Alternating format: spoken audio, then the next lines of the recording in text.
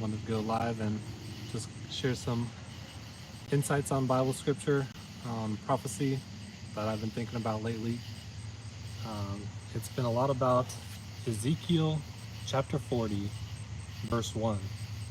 It talks about in the 25th year of their exile, and he mentions the beginning of the year, which in Hebrew he's saying Rosh Hashanah, which we know as a feast day, which is the Feast of Trumpets in the fall. Or it could also be the beginning of the religious year in the Hebrew calendar is Nisan 1st. But in Ezekiel chapter 40, verse 1, it's on the 10th day that is the beginning of the year. Now, the beginning of the civil year is Tishri 1st, and the beginning of the religious year is Nisan 1st in the Hebrew calendar. They have two firsts of the year, each 6 months apart. But neither one of those Rosh Hashanahs are on the 10th. That is the Day of Atonement in the fall, and the 10th is the choosing of the lambs for Passover in the spring.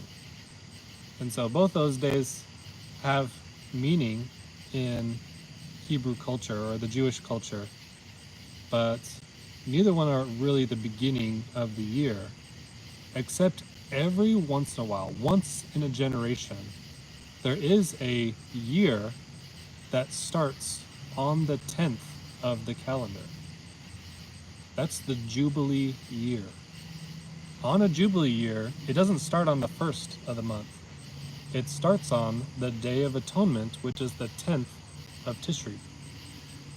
And so Ezekiel chapter 40, verse 1 is very likely a Jubilee year.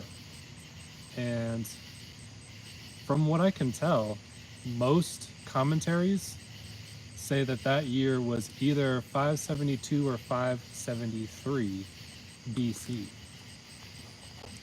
Now that's very interesting that it basically has, a very narrow interpretation of when that happened to our calendar, 572 to 573 BC. And why is that interesting is if this is a Jubilee year, then we can use that to count every 50 years from there and expect a coming king on a Jubilee year. Now, the Jubilee timekeeper, or the time tracker as I like to call them, is something that God invented. It wasn't Moses or Abraham or Jewish scholars later to just keep track of time. In fact, they barely ever kept track and celebrated on time a Jubilee. It's not mentioned very often. But God invented it because he keeps track of time and he keeps his appointed times. Jesus came and did his most important works on feast days: Passover, unleavened bread, the Feast of First Fruits, and Pentecost. Those are just 4 of the 7 high holy feasts, which leaves 3 more to be fulfilled on time. And they all have to do with aspects of his return. Rosh Hashanah being the civil year, the start of the civil year, and kings would count how long they've been king based on from Rosh Hashanah to Rosh Hashanah each year. And so it has a lot to do with kingship. They also blow the shofar, which is like the trumpet. It's also known as the Day of Trumpets, where you're just supposed to blow a trumpet all day, or even just give a loud shout. And in Revelation, it talks about when Jesus comes, he comes with a loud shout. And there's lots of trumpet blasts going on in Revelation. But the thing I've been thinking about the most is the math of Jubilee cycles. For me, it's actually very difficult to go from BC 100 AD. To me, is just, I can barely think of anything other than 2. But there is actually, for those of you who don't know, there's no 0 BC placement. It goes from 2 BC to 1 BC to 1 AD is the next year after 1 BC. So it goes 1, 1, 2, 3, 4, 5. And so for me, it's very hard to count backwards. But I recently am practicing and got the input that you just go from whatever large BC number to the 1 BC placement. And then you can add, this year is 2024, 2024 years to that. So when I look at 573 BC,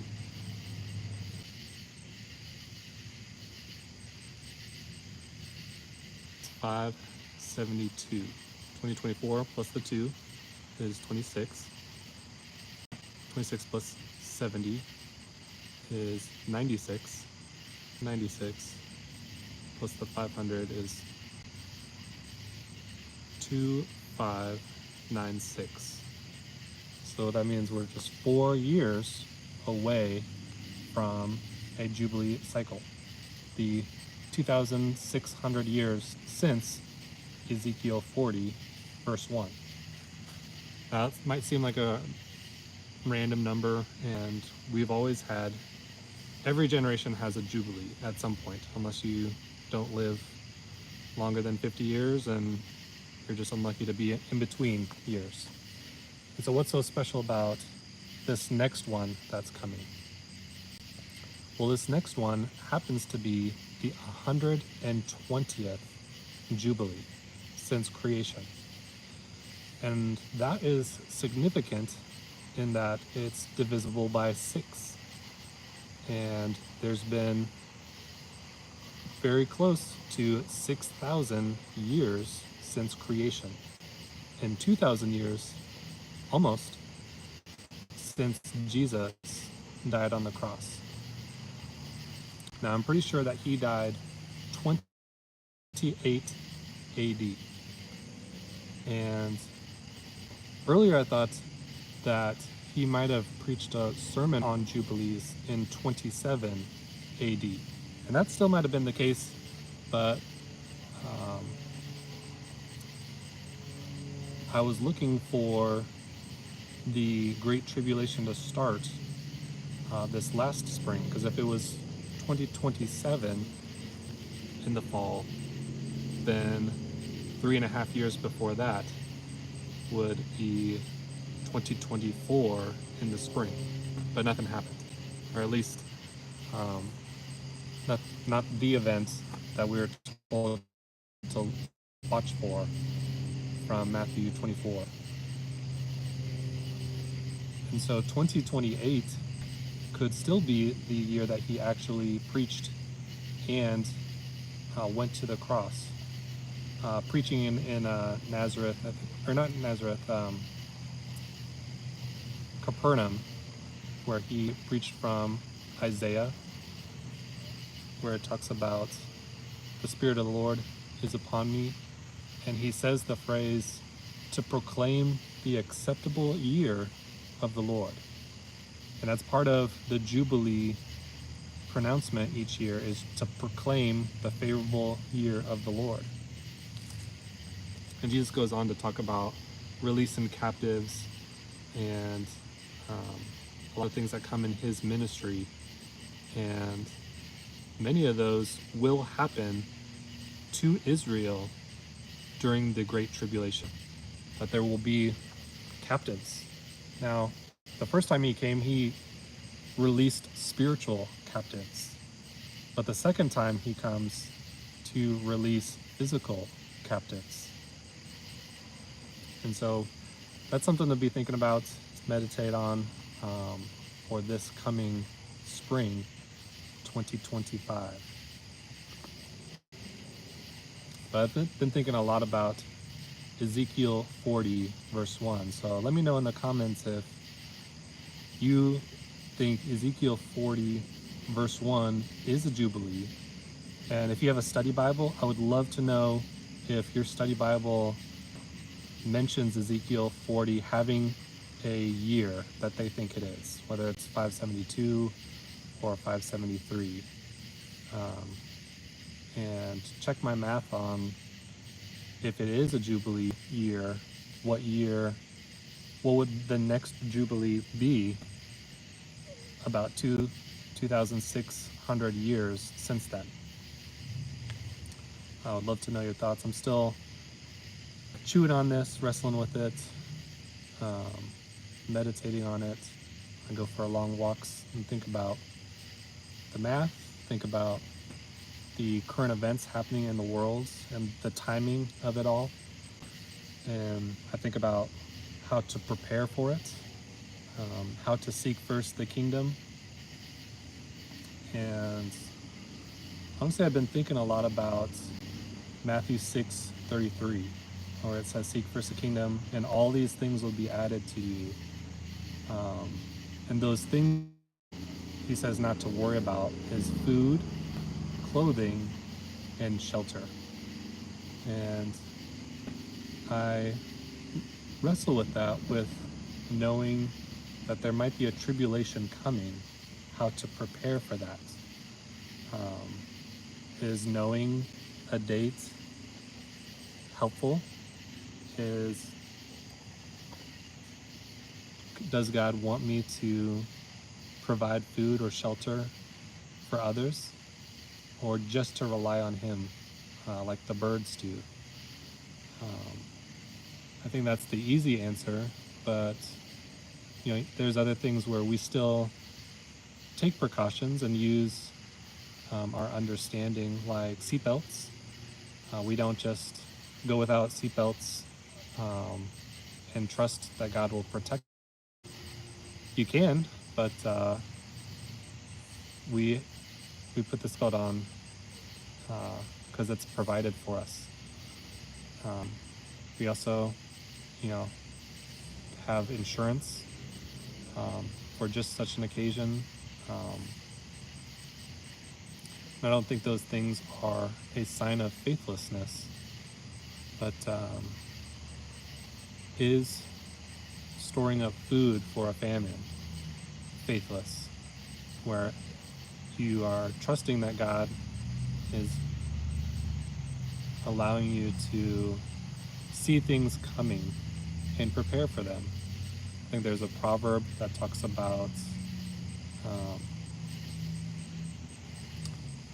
the wise man sees danger coming and hides himself. The fool keeps going and ends up in destruction, or something like that. Where the wise person knows when something is coming and can hide or prepare. The fool just keeps going about his business as usual and suffers a consequence. And so what's the relationship between being prepared and trusting in God's provision and protection? That's one of the things I've been thinking about. And so if you have any thoughts on faith and preparations, I would love to know your thoughts. All right, that is it for tonight. See you guys.